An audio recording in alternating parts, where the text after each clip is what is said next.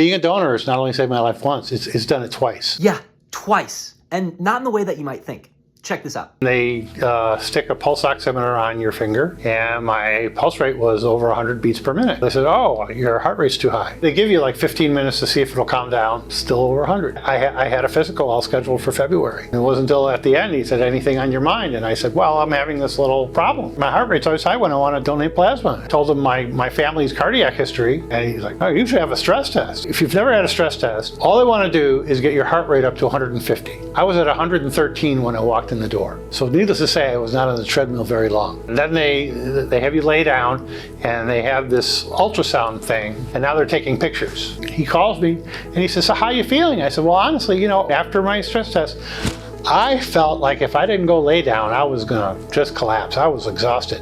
And I've been feeling worn out ever since Friday. And this was Wednesday. They said, okay, we've made an appointment for you on Friday with a cardiologist. And I saw her that Friday and said, next Friday, you're going to have an angiogram. A week later, I meet another cardiologist. I give him my whole history, gives me the angiogram, and then he sat me up and said, you have a 99% blockage in one artery, 90% in another, and an 85% in another.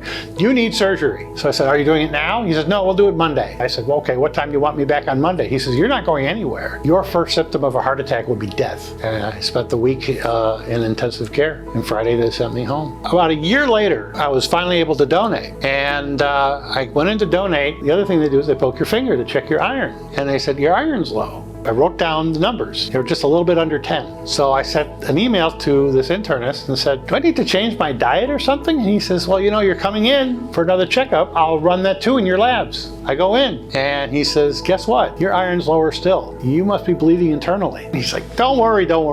You probably have a polyp that's leaking. Just at the end of the year, I get a colonoscopy. And the gastroenterologist says, well, you've got a little tiny mass like this big. I said, is it malignant? He goes, I don't know yet. After the first of the year, I'll get the labs back. If it is, they'll take it out. If it isn't, then, don't worry about it. So right after the first of the year, yeah, it's cancerous. And a few weeks later, I met the surgeon and he said, okay, I'm going to take out about this much of your intestine, and that should be it. After the surgery, there shouldn't be any need for chemotherapy or radiation. That should be it. And I had the surgery on a Monday. I think it was like Wednesday night at like 10:30 at night. I got a phone call from the surgeon.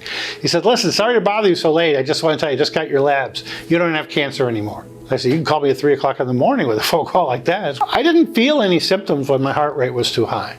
And I certainly didn't feel any symptoms when I had colon cancer. I didn't feel it. I felt perfectly normal.